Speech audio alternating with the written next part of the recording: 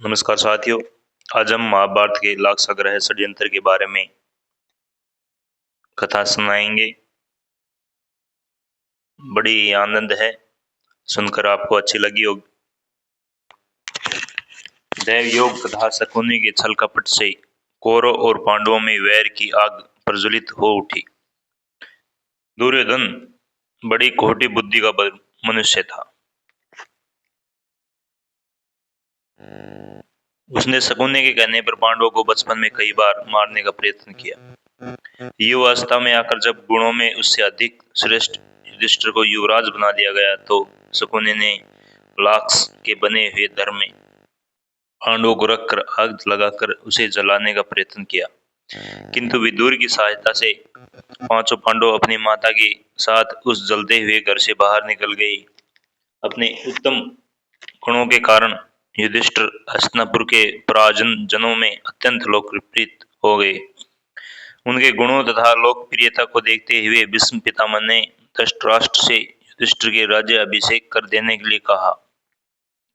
दुर्योधन नहीं चाहता था कि युधिष्ठिर राजा बने, अतः उसने अपने पिता धृतराष्ट्र से कहा, पिताजी, यदि एक बार युधिष्ठिर को राज सिंहासन प्राप्त हो गया तो यह राज्य सदा के लिए पांडवों के वंश का हो जाएगा और हम कौरवों को उसका सेवक बनकर रहना पड़ेगा।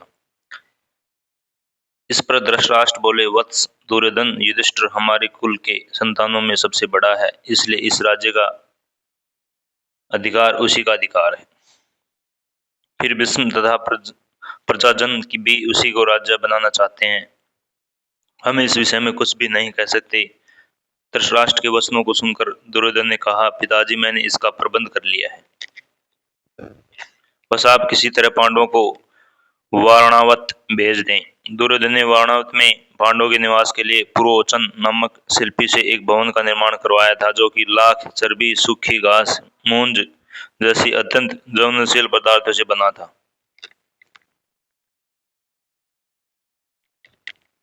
दुर्योधन ने पांडवों को उस भवन में जला डालने का षड्यंत्र रचा था। धृतराष्ट्र के कहने पर युधिष्ठिर अपनी माता तथा भाइयों के साथ वारणावत जाने के लिए निकल पड़े। दुर्योधन के षड्यंत्र के विषय में विदुर को पता चल गया, अतः वे वारणावत जाते हुए पांडवों से मार्ग से मिले तथा उनसे बोले, देखो, दुर्योधन ने तुम्हें लोगों के लिए लेने के लिए वारणावत नगर में एक ज्वलनशील पदार्थों सा एक भवन बनाया है, जो आग लगते ही भड़क उठेगा। इसलिए तुम लोग भवन के अंदर से वन तक पहुंचने के लिए एक सुरंग अवश्य बना लेना, जिससे कि आग लगने पर तुम लोग अपनी रक्षा कर सको। मैं सुरंग बनाने वाला कारीगर चुपके से तुम लोगों के पास भेज दूंगा। तुम लोग उस लाक्षागृह में अत्यंत सावधानी के साथ रहना।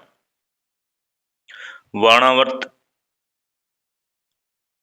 में युधिष्ठिर ने अपने चाचा विदुर के भेजे गए कारीगर की सहायता से गुप्त सुरंग बनवा लिया।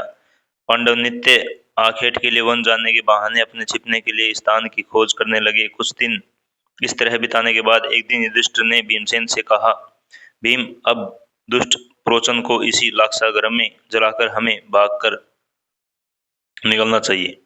भीम ने उसी यात्री प्रोचन को किसी बहाने बुलाया और उस भवन के एक कक्ष में बंदी बना दिया।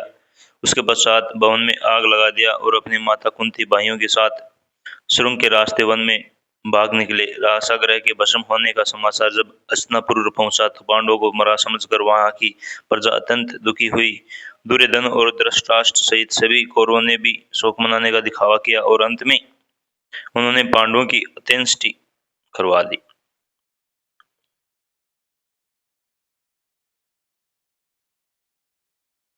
धन्यवाद साथियों। आपको ये दुर्योधन का जो षड्यंत्र है, महाभारत के पांडवों को मरवाने का षड्यंत्र है, वो विफल रहा।